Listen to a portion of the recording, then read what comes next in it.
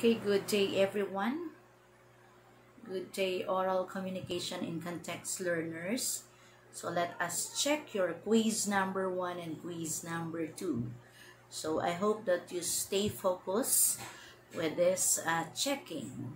What is important is you understand what you did or you understand what you answered.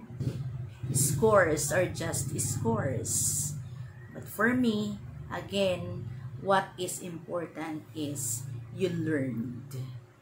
So, kapag nangopya kayo, nasa sa inyo na yon. Para sa akin, hindi score ang basihan. Ang basihan dito is kung may natutunan ka. Hindi yung may nakopya ka. So, let's go! Okay, let us answer the first question that is for item number 1 and item number 2. So, what represent or this represent the majority of our daily activities? Okay, we need two answers for number 1 and number 2. The correct answers are speaking and listening skills. Okay. In no particular order. You can put skills for that. It can be only the word speaking and the word listening only. Or you can put the word skill. Okay? So let us proceed to question number 2. Okay, let us proceed to the next question. This is for number 3. Okay.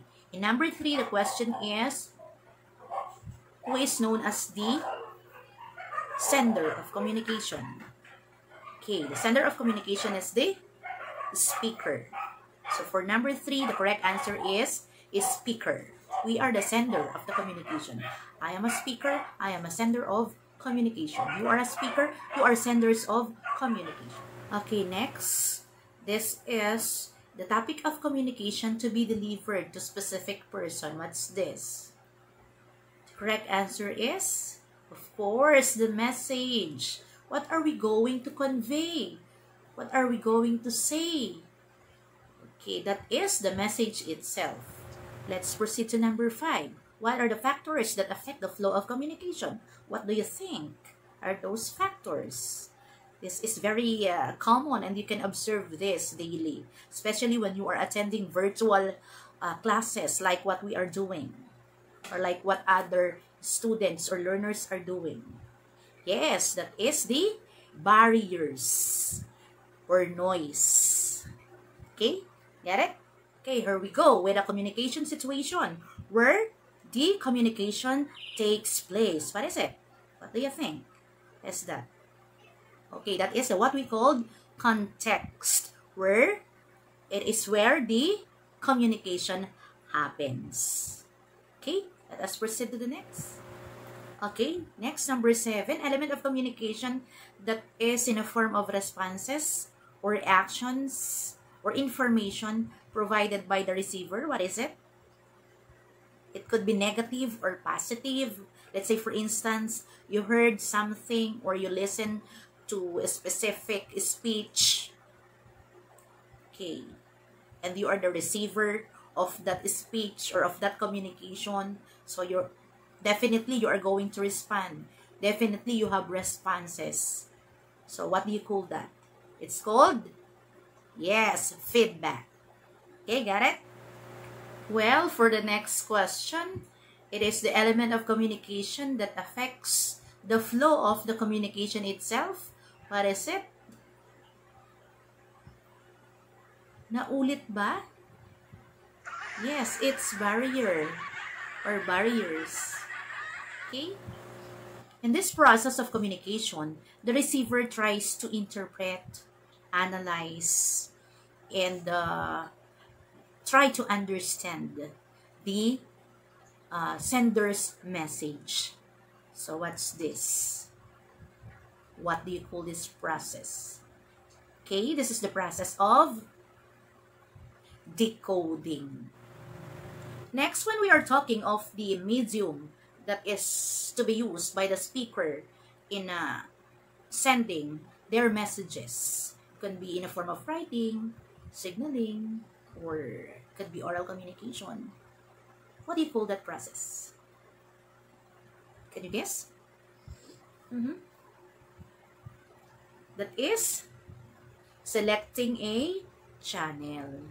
Okay, when we are trying to have our medium for communication. Let's say, for example, we are going to use telephone, or we are going to converse through group chat, or we are going to converse through letter, or we will just signal it. It is what we call choosing a channel. Paulit-ulit. So we are now in number 11, and I think the question switch off to the next topic, which is the function of communication. So for number 11, there is the direction given by the teacher. And what is that? To make a video. Yes, as I still recall, the teacher said to make your video with at least 3 functions of communication with it. So that is a command.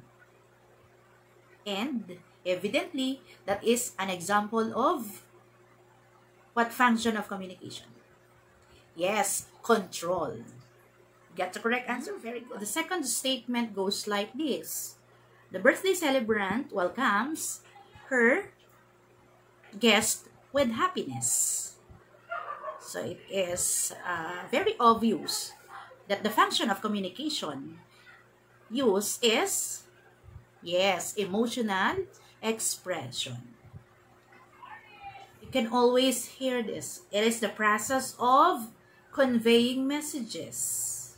It is the, yes, communication itself. It is the process of conveying or sending messages from one person to another, or to a group of persons. I mean, to a group of people. So that is communication. Okay, let's proceed to second to the last question. What is the question? Okay, that is the conceptual model that we are referring to explain the human communication process. That is models of communication. Okay, when we are trying to explain the communication processes, we are going to refer the different models of communication. How many models do we have from your module? I think we have 6 to 7. Not so sure. So, you can look. Okay, and for the last question, what is that model of communication that mirrors the functioning of telephone and radio technologies? That is Berlo's model. That is, okay, that is Shannon and Weaver's model. Okay, how many got 15? 16, Joe. 15. You must got 15. Okay, for the next test, I will be the one to check that, because that is your own output, writing a dialogue. Okay, so you are going to insert that in your module during the first retrieval. Okay, so that's all for today. Hope that you learned something from our checking. So this is for you. I am doing this for you, not for myself. Because again, scores are just scores. What is important is you gain and you learn from our discussion. Okay, God bless you all.